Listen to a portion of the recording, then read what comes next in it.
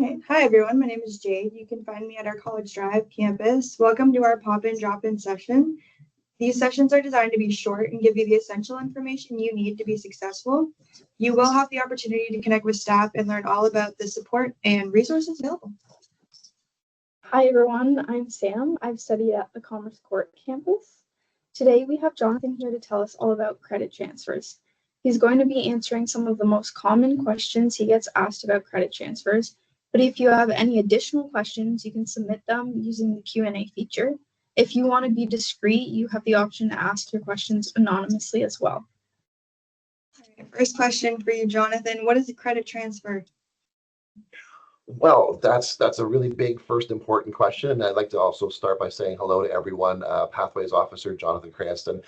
If you need to reach out to me at any time, as I'm sure will be shared through the session, on the college website, we have a student mobility credit transfer and pathways page that has a lot of links to the resources that would be pertinent to credit transfer. And it also includes my contact information, and email is the best way to get a hold of me and get a good response, because sometimes I get scared by the phone. So email is definitely the way you want to go.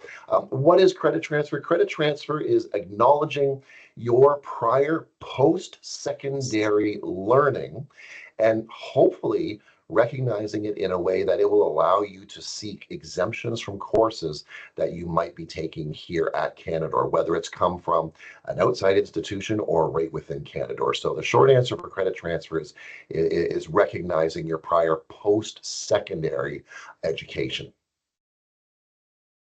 Great. Moving on to the next question. What do I need to apply for a credit transfer?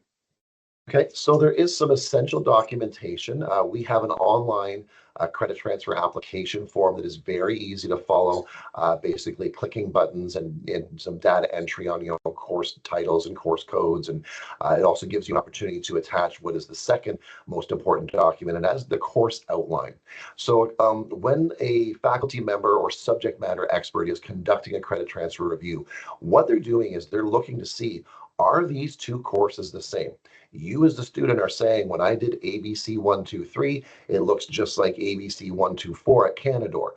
Well, the reviewer needs to see the course learning outcomes of what you learned in order to verify the topics that were covered, the things that were taught, how much depth it went into. And it's the only fair way to do a comparative analysis to see if those courses are indeed the same. So a course outline, and I say the word course outline or syllabus, you may have heard either terminology, but it's really important to differentiate that from course description. If you send in the one paragraph short form, in this course you will learn blah, blah, blah, that's not a course outline. That's a course description. You usually find that in a course catalog or on a website or something. The course outline will be multiple pages. It will include the textbooks used, the grading evaluation, perhaps a breakdown of what's being taught on a week-to-week basis, the course learning outcomes, credit value, all of that pertinent information.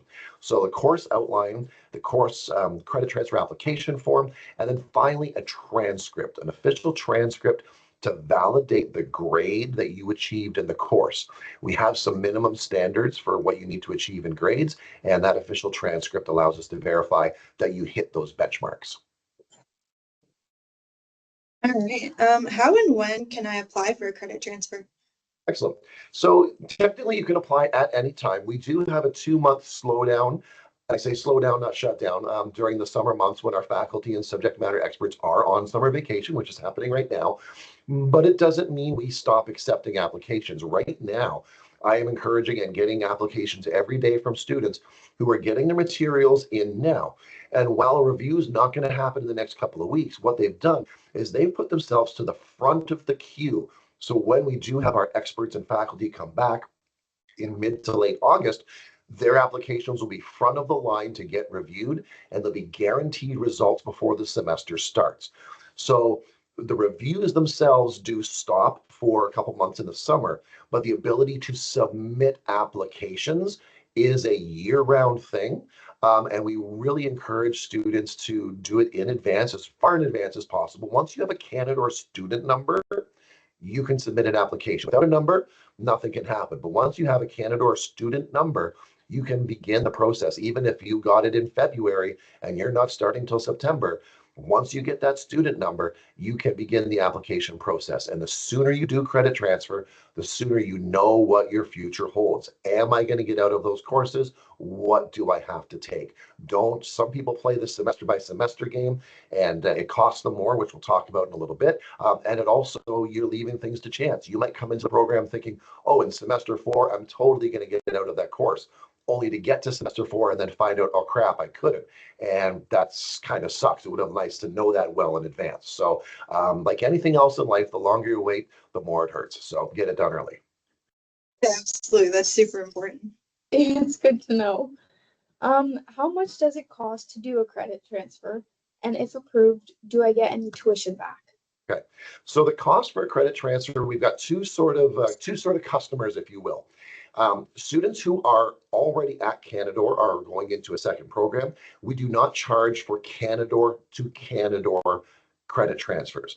So if you say start with a certificate program or diploma program with us, and then you go into a second program at Canadore, if there are transferable courses, because it's internal, we do not charge anything. You don't have to submit outlines or transcripts. Everything's in-house. So that's the benefit for starting with Canadore and continuing your studies with Canadore. As far as coming to us from another institution, the way we work it, it is a semester by semester charge. And this is what I was alluding to earlier, how it can cost you a lot if you do the semester by semester approach. Every semester, you are charged $25 for one application or a maximum of $50 for 2 or more. So whether it's 2 or 7, $50 is the max. But that fee will be reset for the next semester. So I have had students that have each semester gone after 1 or 2 courses, and every semester I've had to charge them $50. So by the time they graduate from a 2-year course, they've spent $200 on credit transfers when they could have just spent $50 if they'd done all their transfers right up front out of the gate. So do yourself a favor. And if you have looked at the curriculum, which you should, if you haven't, you're on the verge of being an adult or already, so grow up and have a look at your curriculum, know what's coming. Don't act surprised. I didn't know there was a placement in semester 4. So grow up, look at your curriculum, look at the courses you're going to take, do some planning. And if you see that, oh yeah, semester 3, I think I've done a course just like that, go after it in semester 1. Don't wait till semester 3 to do it. When it comes to the tuition, unfortunately, tuition refunds as a policy by the Admissions and Registrar's Office of Canadore do not happen unless your registration status changes from a full-time to a part-time student.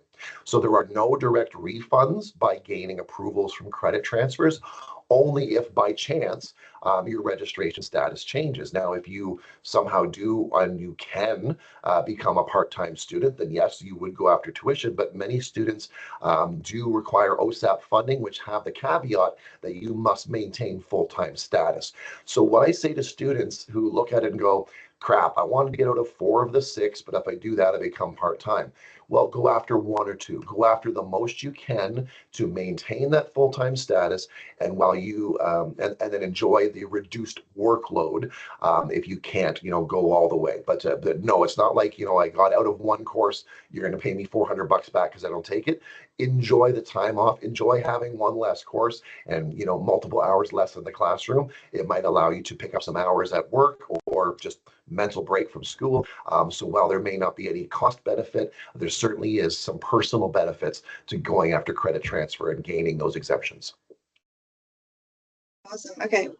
When is the deadline to apply for a credit transfer? So it's kind of funny because, as I said, or I've already said, you can do them any time a year. So, and that stands, that is true.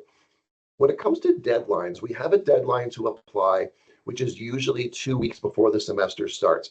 That deadline just means you're going to get a result at the very beginning of the semester, okay? Because some people don't even want to go into one of those courses that they think they're going to get out of it. And I fully support that. But you can apply at any time through the semester. So some students know, I probably could get out of this course, but you know what? I'm going to go for a couple of weeks. I made some new friends. I'm enjoying hanging around them. I maybe see what this course has to offer. I paid for it. I'm going to see what's there. So some will go for a couple of weeks and go, okay, you know what? I need to get out of this. Well, just because we're now 2 or 3 weeks into the semester doesn't mean you can't. So while the credit transfer deadline has passed, that deadline is just for a guaranteed result before the start of the semester. The deadline you want to be aware of, and again, this is part of the growing up you're going to do because no one's going to remind you along the way. Well, they might, but just in case, when you get to the end of a semester, if you have not dropped a course that you got credit transfer for or wanted to get out of, guess what? You're taking an F on that course. It goes on your transcript and it will negatively impact your grade point average. Don't be a dummy. Look early, plan early, get out of that crap as soon as you possibly can, so you can apply at various stages. Like I said, all around, but you don't want to wait to 2 days before the end of the semester. Every year we see people in tears and they take the F and there's nothing we can do. You've been warned, you've got time. Welcome to adulthood. Okay, so now that we have gone through our frequently asked questions, we will be exploring some of the questions that were submitted when students registered for this session. So I'll throw it back to Jade. All right, first question. Can credits from 10 years ago be transferred? Okay. So this one is very program specific, and I don't want to feel like I'm dodging the answer, but it really is. So we do have some programs here at Canadore. We all have wonderful programs at Canadore, some of which in the healthcare field are very much dependent on up to the minute information and technologies and treatments. So for instance, our practical nursing program do not accept any prior learning older than 2 years for their core courses. Okay, so when you look at that curriculum and you see a PNE course, that's a core nursing course. Some programs allow a little more variance, usually up to about 5 years for core courses. Some programs have static information. Accounting, 1 plus 1 is still 2, I'm assuming. So some of that information hasn't changed since people were using stone tablets. So going after an accounting course, you might be able to use an older course because it's literally just the same information. But as a rule, the core courses, you want to be relatively new-ish. When it comes to support subjects, we're talking general education courses, communications courses, and such. Those typically, I have seen many instances where courses older than 10 years have been accepted. Okay, so it isn't unfortunately a straightforward answer, only because it is so unique program to program. So what I would say to any student that's going at it, start with your program coordinator, okay? Your faculty member, develop those relationships, go up to them and say, hey, 14 years ago, I took a psych course. Do you think I can use it to get out of the gen ed? Or, 7 years ago, I took a nursing course. Do you think I can use it? And they will either tell you right away, oh yeah, that might still work, or absolutely not. 7 years old, we won't, Kate. So start with your coordinator. And if you need further support or want to begin the process, then you can reach out to me for help with starting that actual credit transfer. But those subject matter experts and faculty members and coordinators, they are the people that know what's what and will be able to shoot straight with you to let you know if that would be accepted or not. But support subjects, certainly you can use older courses. Important. Over to you, Sam. So would a credit transfer affect my full-time status or OSAP eligibility? Right, we kind of touched on this earlier. So again, it's a maybe, maybe not, right? So if you did, let's say you have 6 courses in your semester and you go after 4 credit transfers and get them, most likely that would change your status from a full-time to a part-time student. If they dropped all the courses, if the coordinator signed off on the drop, there are a few fail safes in place between admissions and the coordinators during the drop process, but it's not a perfect process, and sometimes things happen. And so to maintain your status, you still have to take ownership of your schooling and your life and understand what's going on. So there is the possibility that with enough courses dropped via approved credit transfer, yes, it could affect your status. And then, of course, if you are an OSAP student or a sponsored student or in any way, shape, or form required to maintain that full-time status, then yes, it could have a negative impact on you. Does a credit transfer count towards my GPA?